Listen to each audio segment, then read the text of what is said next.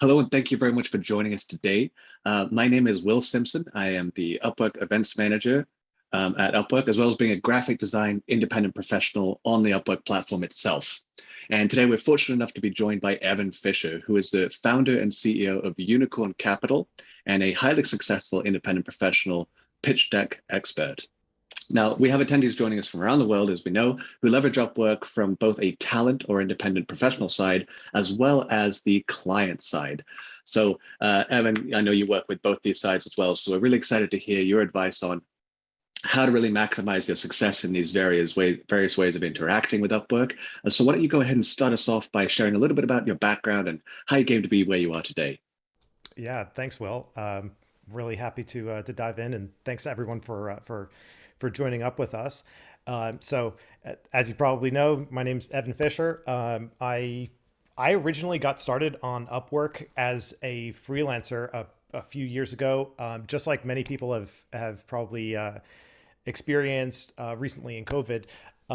My job had just sort of evaporated, and so what I had to do was find out, okay, how do I make this work? Because I'm literally sitting in a foreign country, no money, no prospects of a job, no possibilities. Like I was down pretty bad, and I had a really powerful motivation to make this work. I had to support my family, and so I ended up just getting suggested onto Upwork by my mom, in fact, and it really something really resonated, and it allowed me ultimately the ability to be able to sort of earn my way out of the massive problem, support my family, basically get total work freedom, like so many others have, and it has just turned into a massive success for me, that I'm very grateful. Because since joining Upwork, I've been able to work with some absolutely crazy companies that are doing magnificent things, innovating the world and raising billions of dollars from the biggest investors on the planet. I was actually in a book that came out literally yesterday, Good by an timing. Amazon. Exactly right. She timed it for me. By an Amazon best-selling author, which was nuts. I've also been on, TechCrunch, Forbes, Inc., and have the Freelance MVP YouTube channel. Which, by the way, if you haven't checked it out yet, then definitely do. But I'm sure that we got a lot of subscribers in here from over there. So yeah, I've basically been able to do quite a lot as a result of just being on Upwork, and all said and done, in the first 4 years on Upwork, I earned just over 1.5 million. So yeah. Wow, that's definitely a good successful benchmark we can all aim for. That's fantastic.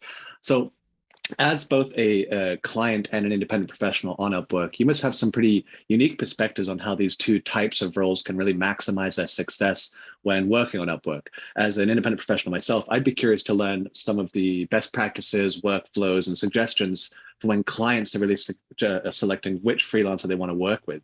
I imagine these observations will be useful not only for the clients looking to optimize their searches for talent, but also independent professionals knowing how best to be visible to those awesome clients. Yeah, absolutely.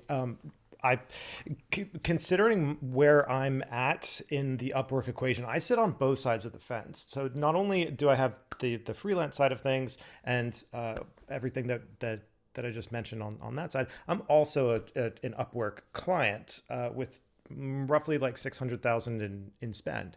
So I see things really from both sides of the equation, and I'm so happy to be able to do this uh, this talk with you, because there's a lot of things that freelancers don't know really and truly about how that equation fits together. How do clients connect with freelancers? Where's that meeting point in the middle of, how does it work? And you have to understand both the client side as well as the freelance side to really get it. And so a lot of freelancers from that side of the equation, they know how to Upwork pretty well, but there's a lot of things that freelancers and clients don't actually know about how that matching equation happens, because on the freelancer side, they want to get in front of their best clients, and on the client side, they want to get to their best freelancers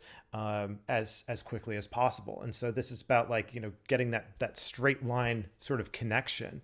So there's a couple things that that I come up with that there's 99% of Upwork freelancers literally do not know. So a couple of the specifics on this, for example, every freelancer has seen this. They know what a job budget range is. When you look at a job, you see, okay, this is how much a job's budget range is. This is how much the client has listed as they're willing to pay.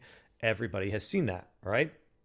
But what most freelancers don't actually know is that 99% of the time, that is a default budget range, because clients most of the time have no clue, myself included, have no clue what they should be paying for an appropriate freelancer to get the result that they want on a given job. So they actually don't know. And in that hiring process, in the job posting process that a client is brought through, you see a screen like this, which is tell us about your budget. And so you can select a budget range, or you can change things. But most clients will actually just leave, myself included, will just leave it as, okay, that's what the default suggested budget range is. So we'll see what happens there. But in fact, you may be able to have a totally different proposition from that, based on what it is that that you as a freelancer charge. And as a client, you may say, oh, well, the budget listed was $25 to $45 an hour, but I found somebody perfect who is $90 an hour. So what? Who cares? Like, let's hire the person at $90 an hour. Or alternatively, somebody may be able to get the job done even under budget. So you probably should not be putting too much stock in budgets, just because from my experience, the best clients flex their budgets to work with the best. And sometimes that is really a lot. And I've seen it on both sides of the equation, both as a freelancer as well as from the client's perspective. On the freelance side, for example, just what's up on screen, one client had approached me, and their original listed budget on the job was $4,000. Okay, serious budget. That is a lot of money in a lot of places all around the world. Big money. But for that specific job, my rate is significantly higher. And so in the end of this, it was the case of, okay, well, listen, here's what the rate is, but here's the product and the result that you're going to get out of this. And ultimately we came to an agreement, and that was, more than double the original stated budget of the 4,000. So it happens very, very regularly. Right. I know that a lot of the independent professionals I talk to, budget and trying to be maybe the lowest bid on the totem pole is sort of the way they go, but it's not a conversation that is had enough. When you're explaining to a client that the budget that they put is, maybe not within the ballpark that they really want, from your experience and knowledge, when is the best time to bring up this point of conversation when you're saying, hey, your budget's this, I'm interested in doing it? Do you wait until you've done the interview process before you say, hey, let's work on that budget? Is it from your first statement, or what point in the process are you having that conversation successfully? I mean. Yeah, I'm almost always having that conversation up front, so that there's just total transparency, because it really doesn't help anybody if you get to you get to a, okay, we're interested, and then let's book a call. Okay, then let's get on a call, and then you get to the end of the call together, and the question is, okay, so roughly how much is this going to cost? And the response is, pick a number that is significantly higher than whatever the client had budgeted for that job. It doesn't help anyone, because it's really a waste of time on both sides. So in almost all cases, if I as a client have a hard budget, then I'm going to to state that up front. If I, as a freelancer, am going to say, listen, this is the price, then that's also coming out up front. Here is the associated value and products that you're going to get for that price, but it's laid out up front so that there's no misinterpretations, there's no wasted time all along the way. Right. Excellent. So it sounds like the budget range is sort of more a placeholder for starting the conversation rather than the be all end all. I know it could be an intimidating factor for some folks. Very much so. Very much so. In fact, uh, my suggestion in almost all cases is uh, if there is a very clear fit between you as a freelancer and what that client needs on the other side, then in most cases you can ignore the budget, because if you are truly the perfect person to deliver the level of quality that that client is seeking, then you should just reach out. I've seen this on the client side as well, so I can speak to it.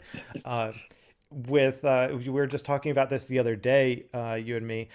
Uh, I had a job that I had listed for the YouTube channel. And if anyone's just joining, it's YouTube Freelance MVP, right?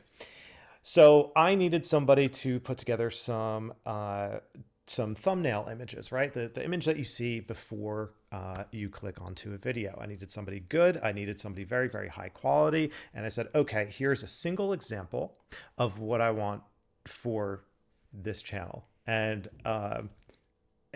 so I had a bunch of responses, all across the board, all different levels of quality, people that were reaching out, and ultimately, and so the budget range that I had put on that job was somewhere, I think, maybe in the realm of $20 to $50 an hour, something like that. And, the expectation being, okay, if we're doing 4 of these a month, then this is not a huge intensity job, but, maybe a couple $100 a month is probably around about the budget that I was expecting for that. Maybe $300-400, somewhere around there. One person reached out to me.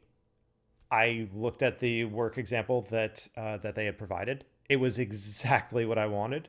And yeah, ended up going forward with him and an entire team for a much more expanded package, far beyond, just simple thumbnail design, into a big package that was almost 10 times my original expectation of a budget, a much larger product. But it was one of those situations where it's like, well, this is exactly what I want, so let's do it. And it was fantastic. That's a huge shift in your original game plan, but I suppose it is a Major. great way to highlight how important it is to establish yourself as the expert in the space up front, and then by doing so, you're looking at all the peripheral pieces which are connected, and they were able to say, hey, Evan, you need this, and this, and we can handle it all. So that took a small job posting into quite a large ongoing piece of work. That's a Much fantastic larger. example. Yeah. Much larger scope, much larger level of responsibility, because there was a certain level of quality. And it just so happened that the client that person was speaking to, in that case, me, did have an interest in doing something far bigger than just a smaller job. So right fit, right job, and, turned into a totally different discussion versus what was originally anticipated. And that happens a lot. Yeah, that's fantastic. Yeah, getting into more on that fit and sort of optimizing it so that you can find your best fit clients, your best fit jobs. I'm just going to sort of as a blanket statement, anything that if you're a client that's attending this, and anything that sort of feels bad, the reason why I mention it is because I am guilty of all of these things. So. So don't feel so bad, and I should know better. So on the skill tag side of things, if you're a freelancer, you see all of the different skill tags. In this case, we've got up on the screen video editing deliverables, video editing, post editing, Adobe Premiere Pro, Final Cut, FCPX. And so, these are the sort of skill tags that you see on a job that are listed there, right? Most freelancers see this, but 99% of freelancers don't know that most of those skill tags are actually incorrect guesses as to what's going to be needed, or what sort of things are going to you're going to be doing or using in the context of that job. Because guess what? If the client knew in most cases exactly what it is that they need, it well, I'll just put it this way: in most cases, they don't know exactly what they need. They need you to tell them what they need, as someone who can guide them along this journey and say, okay, well, listen, this is actually what you're going to need to do, or here's the better way to do it, or here's how to do it more efficiently. But these tags are really, really bad guesses in a lot of cases, myself included. I don't know how to edit a video. I wish I did. I don't know how to, I do not know how to use Photoshop for the life of me. So, Will, I'm probably going to need your help on that stuff, You got it. or Mike. But yeah, that's how the skill tags sort of true up. But and where that messes people up on the freelance side of things is that just because a job is tagged with a specific skill tag doesn't mean that it's necessarily a job for you. In the case, if we're talking about, database administration, which, by the way, hint, I know nothing about, but I do know that there is a very specific technology, a very specific term that you are only going to see in a job that has your specific skills if you are this kind of developer. So if you search in Upwork's advanced search, rather than searching for database administration skill tag, and saving that search in order to try and find your best jobs, right? If you search in the advanced search function for MySQL, that's MySQL up top, then you're only going to see that search term pop up on a job that is dedicated for that technology, or that needs that technology, or needs somebody to do something with that.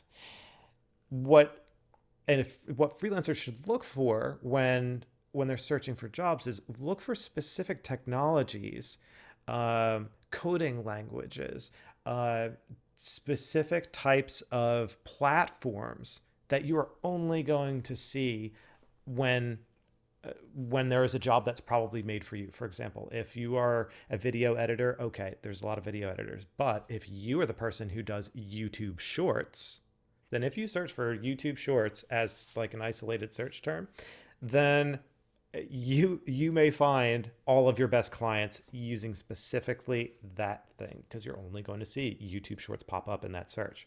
So one of the things to really, really up your game as far as on the freelancer side, you want to use advanced search.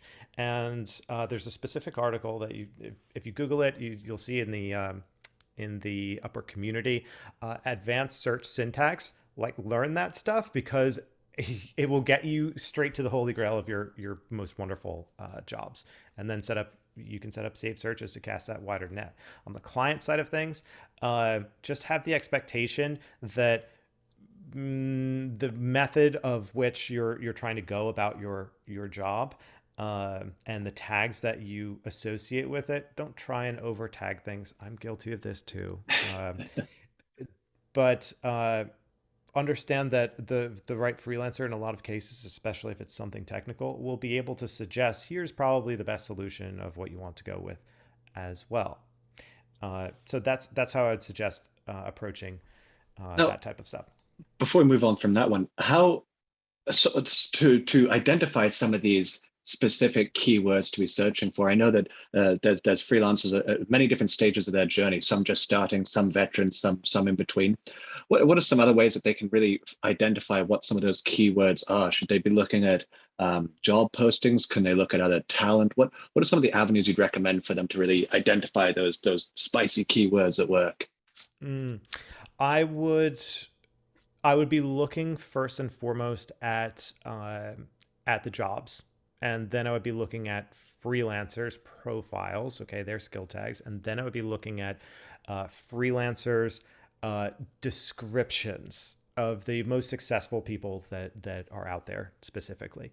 The reason why I would do it in that order is, first, guess what? The client's always right. So if the jobs are all tagged with Photoshop, but guess what? They're for After Effects. Well, then you probably, if you're trying to do After Effects, then you might want to be searching for Photoshop. So that's one little, that's why I would do that first. Second, I would go after the the highest earning freelancers in a given niche and check out their skill tags. What is working for them, and take that into account. But then I would be looking at people's descriptions and saying, okay, what are the soft terms, the sort of MySQL or C++, I'm just saying, or JSS type of things that are the, let's say, beyond the skill tags. That's what I would be looking at. Cool. So how that matters and what happens from there in terms of that matching piece. And I love that we're able to do this specifically. Everyone who's attending, thank you so much for coming. I love that we're able to do this because this is, Will, like, if it wasn't sponsored by Upwork, then we couldn't even talk about this stuff because it'd be against the terms of service. But in terms of matching, client and freelancer, how that works beyond just searching for the jobs in the first instance. And this is, showing the let's say the secret side of Upwork, I guess, with respect to invitations, client invitations to freelancers.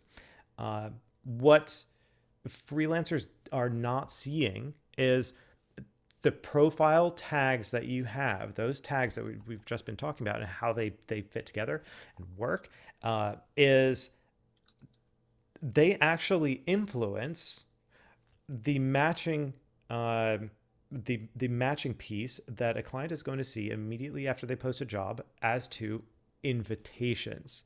When a client is posting a job, then what they see immediately after they post that job, they're going to see this screen.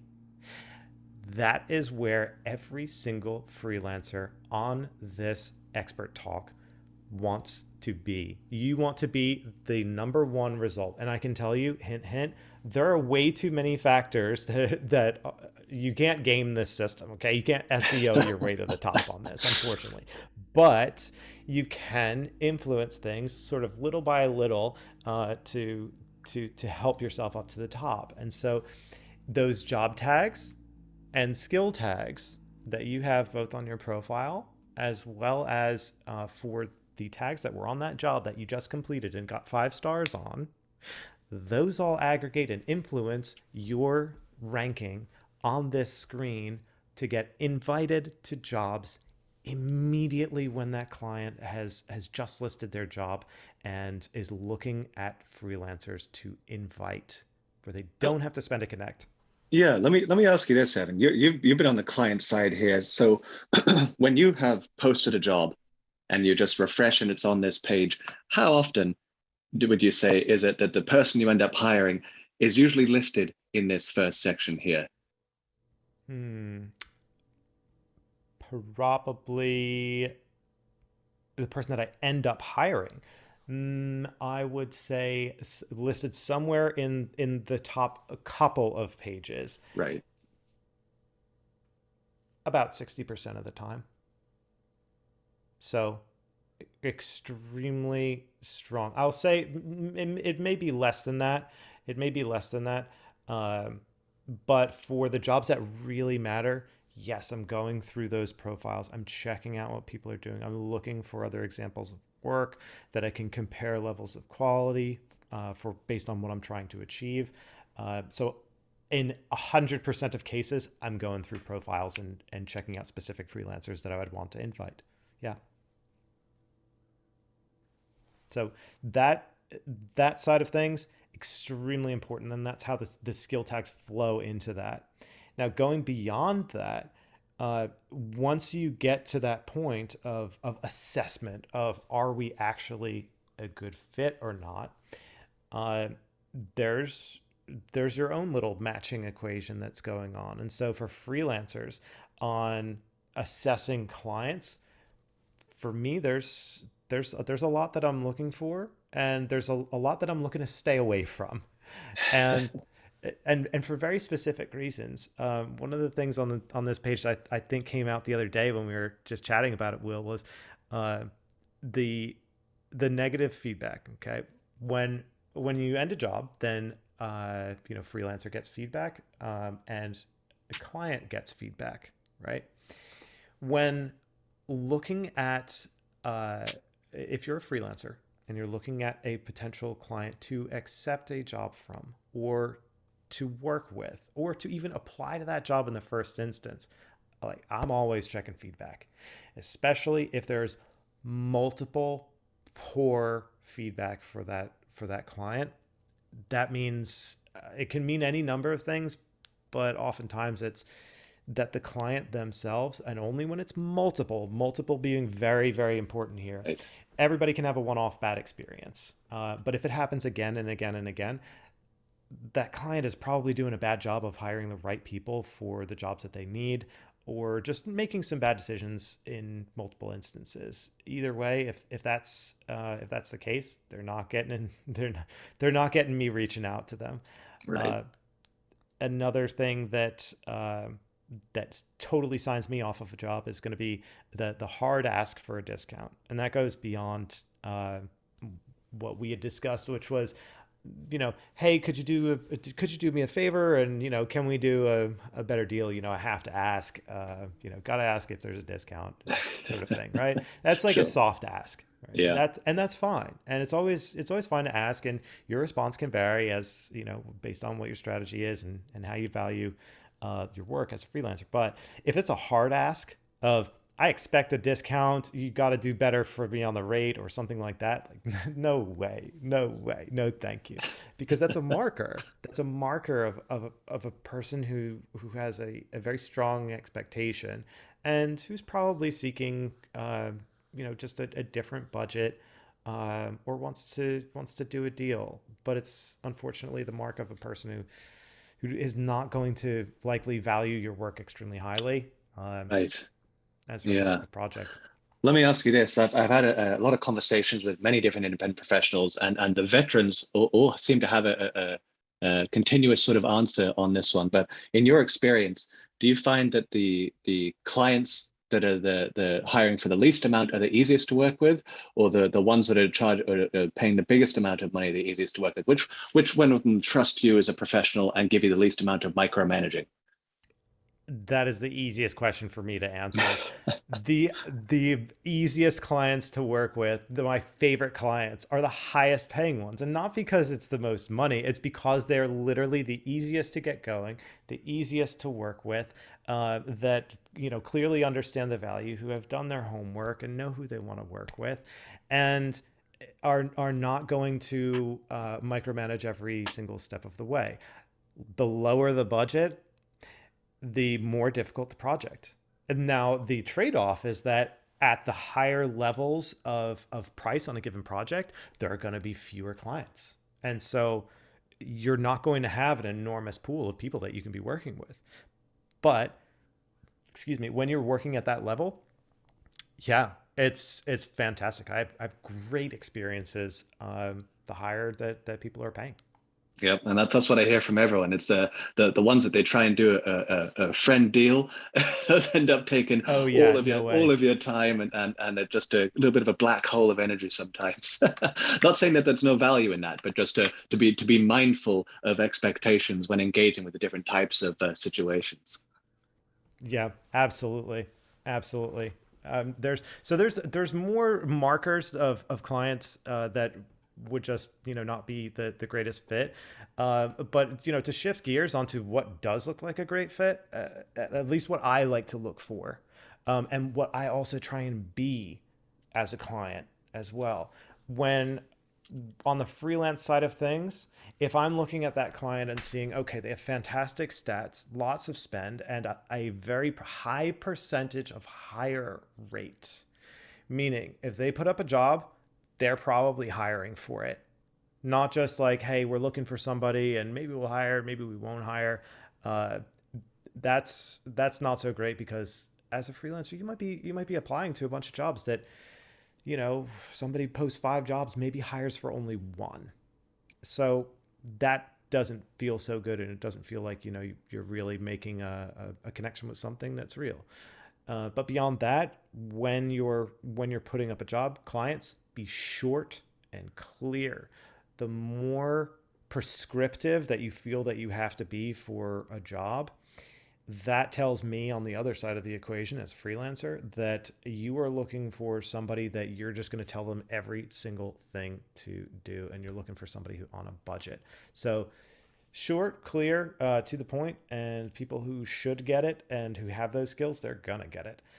Um, that's what I'm looking for, as well as when there's an extremely good fit between what it is that you do as a freelancer, as well as what that client is looking for. When there's a fantastic fit, then it's going to be uh, definitely a job worth applying to. When you've got Right. experience in that job type, industry, that specific deliverable, uh, that's really great. And the biggest bonus is when it's an invite only job and there's only one invite and it's straight to you, Will. Yes. That's so good, that feeling. I love it. Yeah, likewise. I'm interested to, should we jump into some Q&A, or should we keep rolling? Because I'm sure that we got a ton of There is questions along there the is way. an immense amount of great questions. What I'd like to do is let's finish what we're talking about here, and then we'll leave as much time as we can for Q&A, because there are fantastic questions going on right now. Okay, awesome. Well, then let's shift gears, across to the client side of things as well, because freelancers, I am telling you this, just 100% clarity. So listen very, very closely. On the client side, if I'm your client or any other clients who are watching this, we are doing this to you too. We are red flag, green flagging you too. So if you are sending, okay, and I really need to stress this point, there are very few human beings on earth as a client that will not realize that you have sent a generic cover letter. If you are sending a generic cover letter and not personalizing it, dude, we know we've seen all of them. You can't like, I know that it's against the rules and everything, but I also know that a lot of people do it. So if you're Yeah, sending a the generic copy and cover letter, paste. yeah, if it's generic, then just forget it. Don't even spend your connects, because it is not worth it, because we all know, we can all see it, we can all spot it.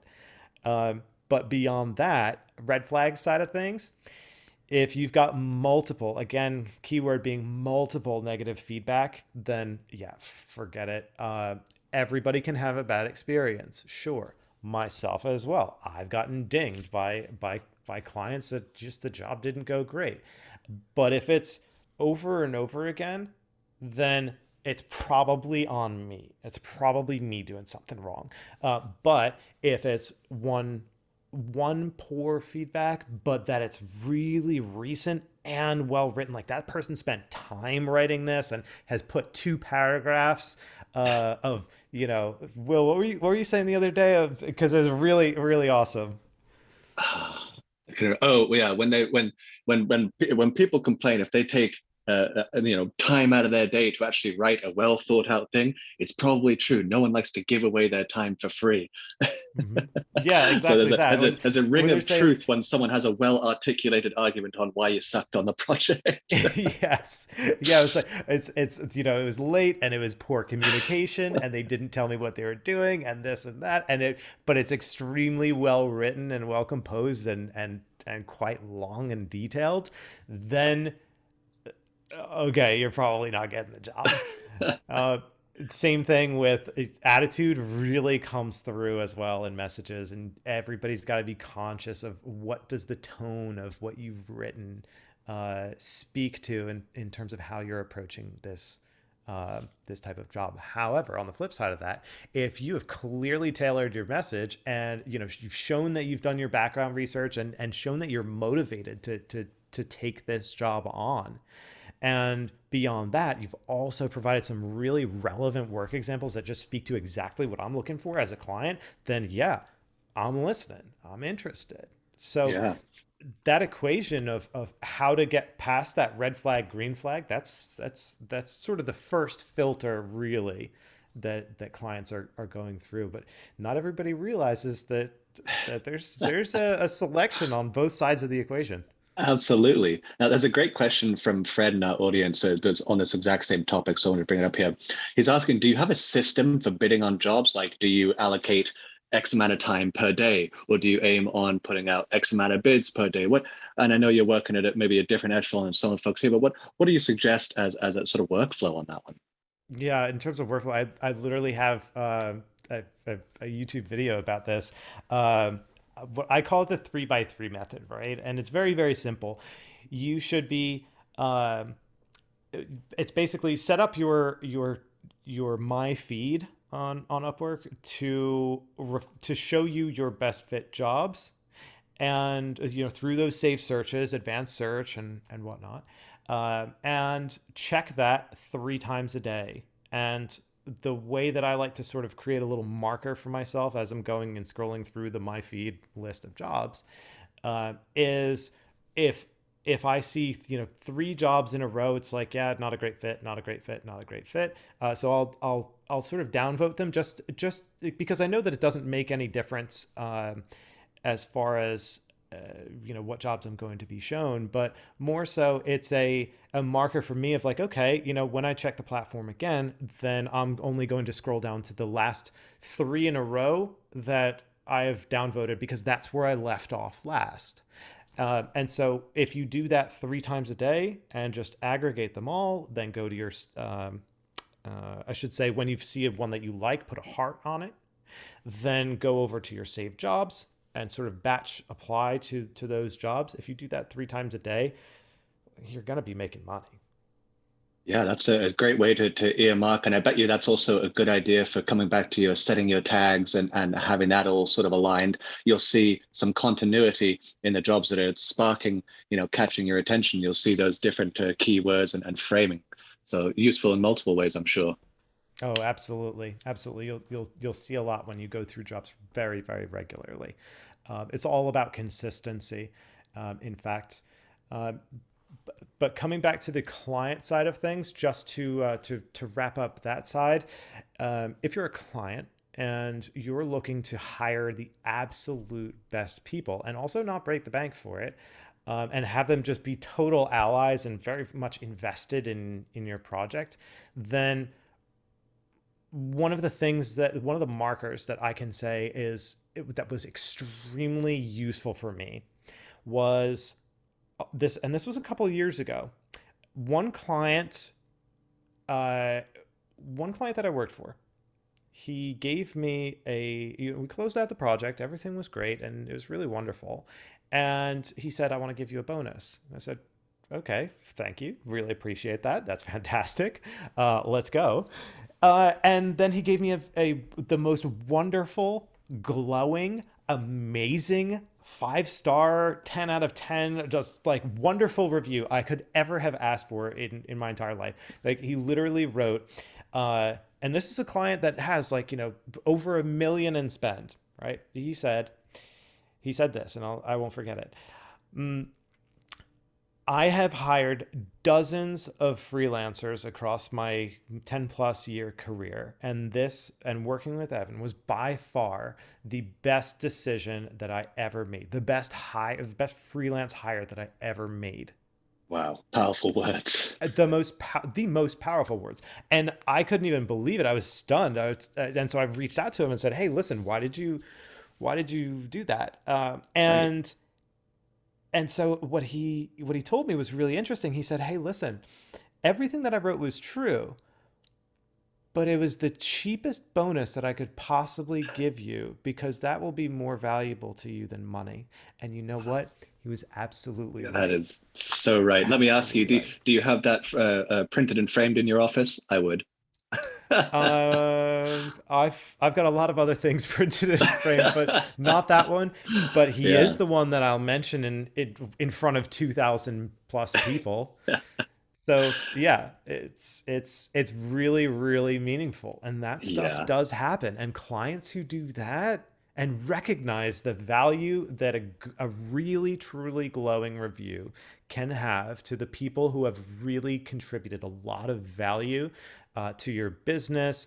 Uh, those are the people that every freelancer wants to work with, because if you see reviews absolutely. like that Yeah, before I you want are one. potentially exactly, it's, and this is the client that is giving reviews like that. One thing that always comes up with me is that from finance they teach us past performance is not an indication of future results, right?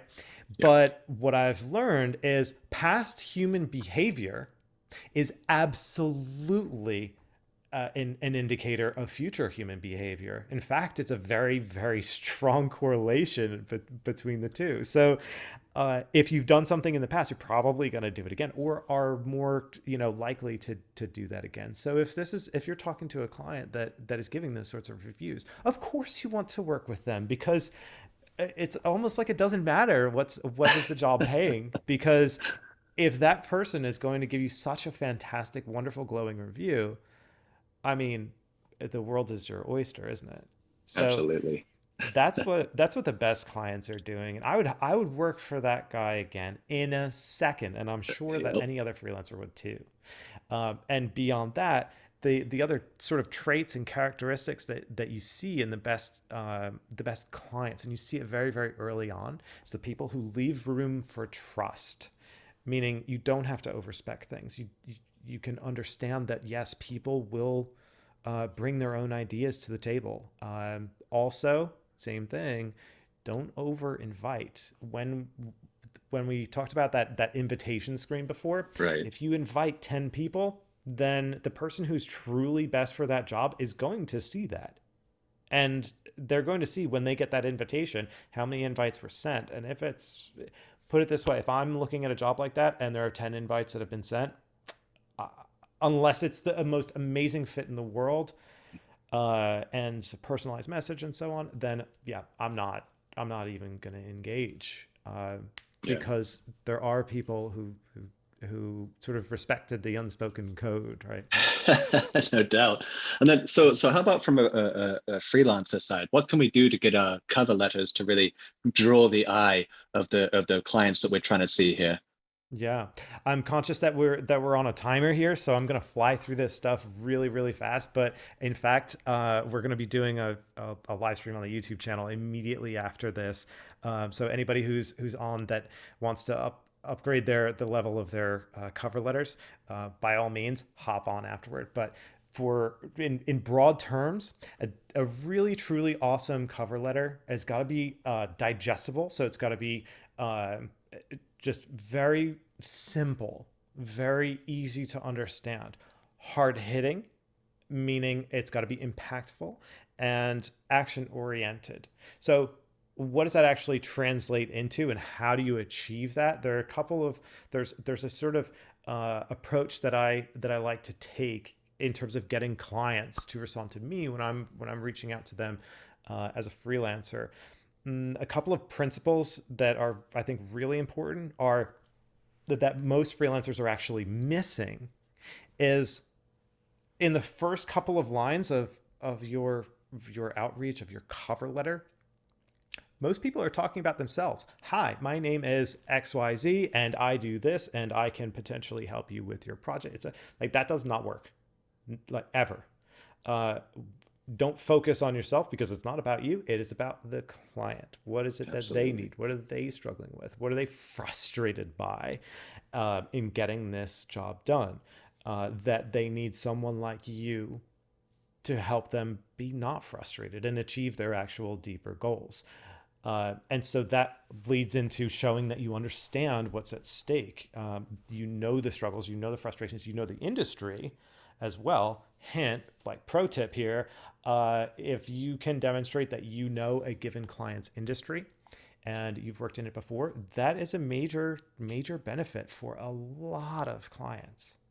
So that's a major positive as well, especially when you've done this before and can demonstrate those results.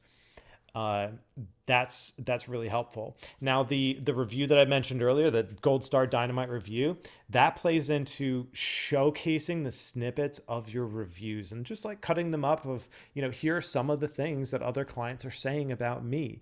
Nice. Quotation marks. The best hire that I've ever made in over $1 million worth of freelance spend, right? That sort of thing.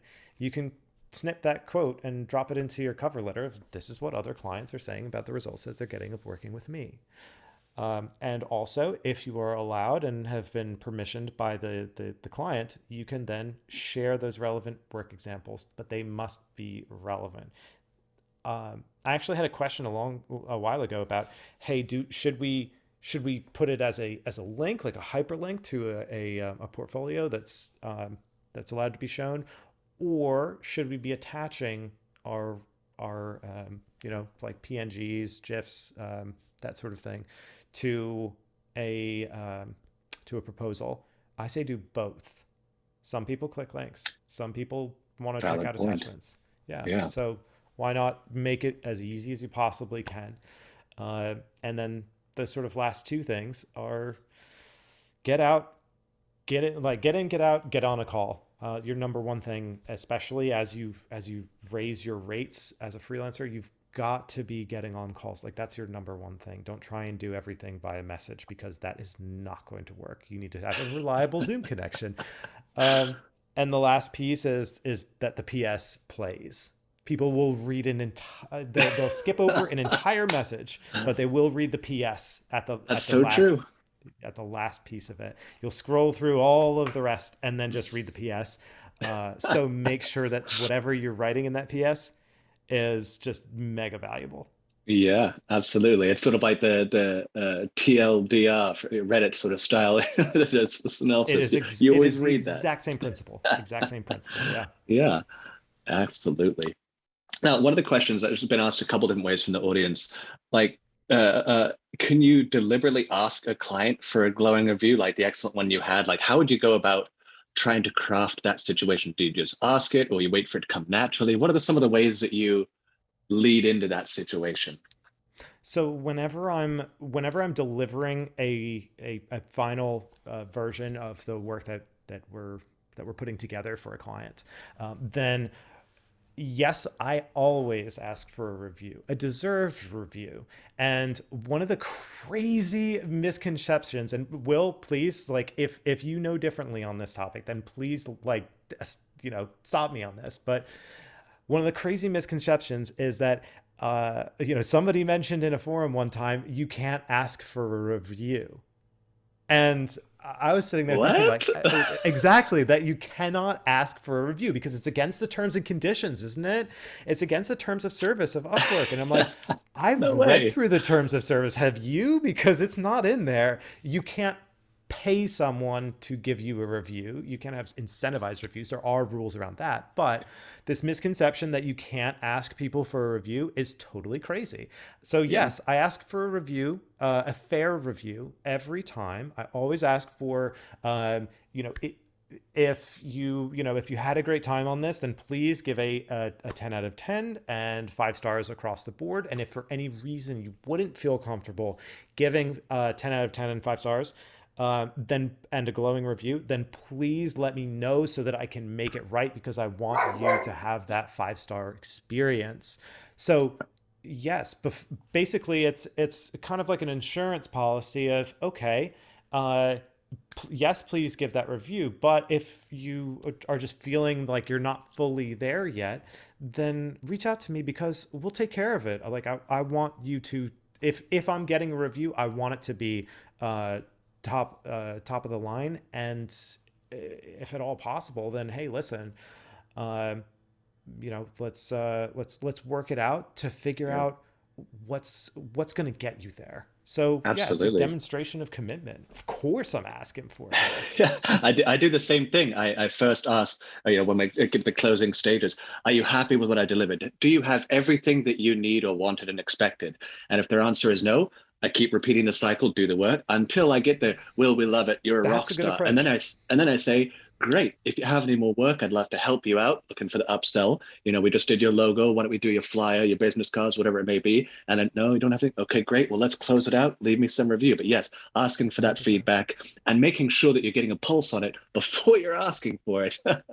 Exactly, Very exactly. good. But if you're asking for it, then always to demonstrate the commitment to make sure that yeah, you did deliver 5 stars and it was worth it. Absolutely. Now, a couple people have asked this in a variety of different ways. Do you think it's better to have a broader list of skills? Like if I'm good at a variety of things, do you think I should be making profiles for each one and applying out to jobs? Or do you think it's maybe more advised to focus on a few core aspects and build up your portfolio that way? Or does it just depend on the person? But from your perspective. All right, so then this is where I'm going to say, just like Peter Thiel, I have very strong opinions, loosely held. So, convince me otherwise.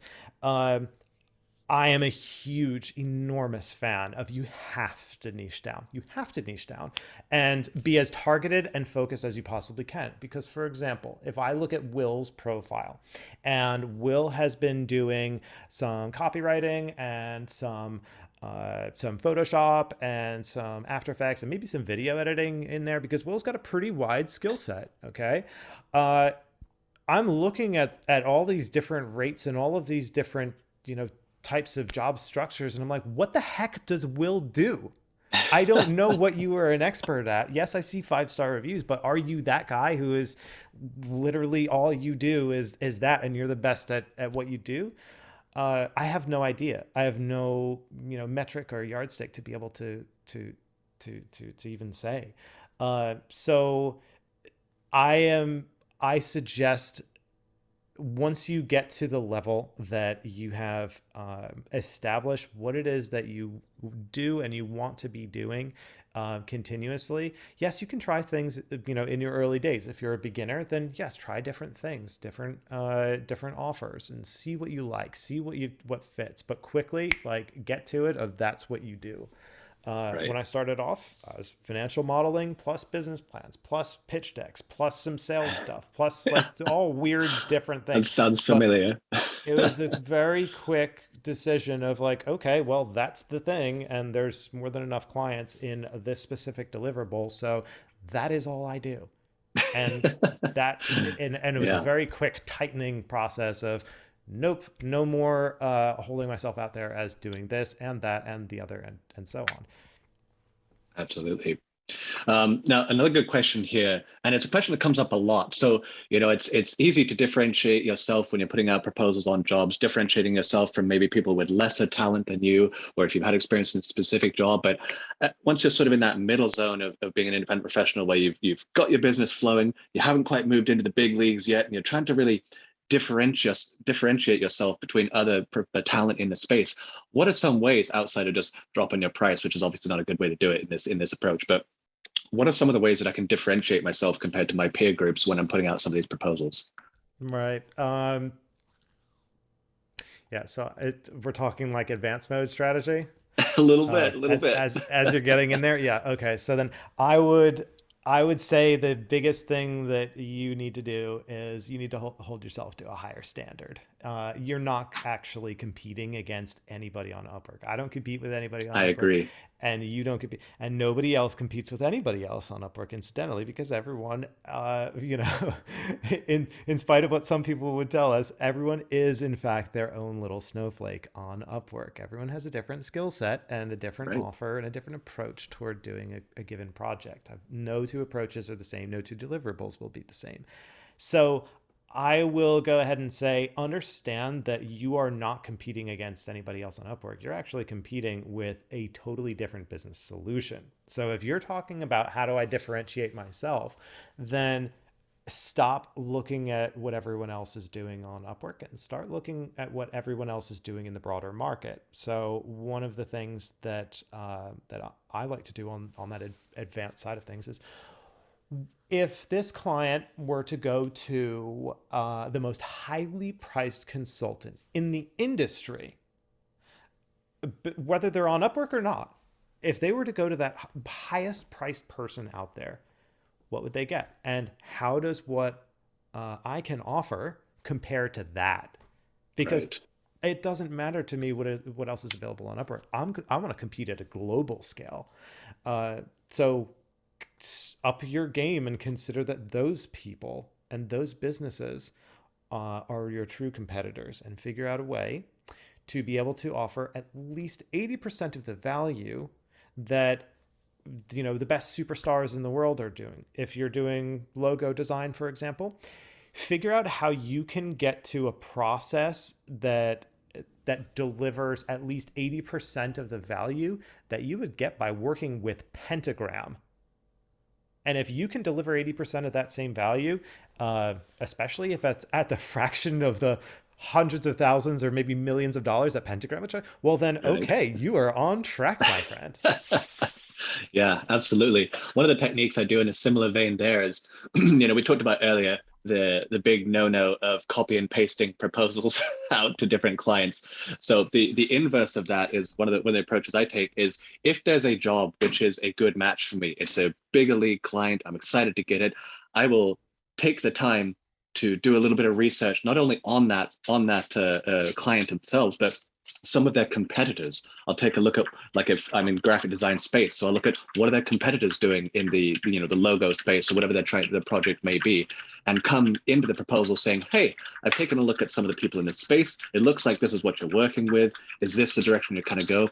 And having that sort of just a little bit of pre-research on the task has really helped set me apart in some of my efforts. Oh, always. I actually ask for the same thing in the context of any call that I'm going to take. I always want to come in and be informed. So I would like to see, okay, what is it that you've got so far? Let's take inventory. Where are you at? Do you have the sort of baseline things that we need in order to potentially get started, or are you too early on? So I actually ask for that, and in very rare cases have I found people that will push back on giving any of that sort of information. Uh, with the with coming into that call, yes, I'm doing my background research. I'm looking up, what's the person on LinkedIn, what's their background, where are they from, what's the business about, what does it do, have I worked with somebody similar in this space before, and getting a pretty good feel. And I announce it at the start of every call of, hey, listen, happy to dive right in. Just a heads up, I've done a little bit of background research and checked you guys out, so I'm up to speed on the business side of things. But I'd love to ask you a couple of really specific questions that I think will help us find out that if we're fit or not, relatively quickly. Sound good? Yeah, So nice. that's definitely Fantastic. a way to go. Well, folks, I know we had a lot of excellent questions. We were able to get to some, not all. Evan, thank you so much for your time here. I'm going to go ahead and paste the link. Is it the Freelance MVP YouTube link for your event that you're doing actually right now? Yeah, youtube.com/freelance MVP. We're literally All gonna right. kick I off the live stream like 15 minutes. Yeah, I dropped it in the chat. So if you guys want to continue getting some of Evan's fantastic information, highly recommend you check that out. Thank you so much No, for joining us, Evan. This was an absolute pleasure. Really enjoyed having you on here. We look forward to chatting again soon. likewise. The PS to this whole conversation is PS. If you need some assistance in putting together or a fantastic cover letter, and basically the one that has helped me earn over $1 million, then jump on the live stream now, youtube.com/freelance MVP, because I will PS, be it's there. going to be awesome. Fantastic. Thank you so much, Thanks so everyone, much, for Will. joining. Yeah, have a great day, everyone. Thank you, everyone.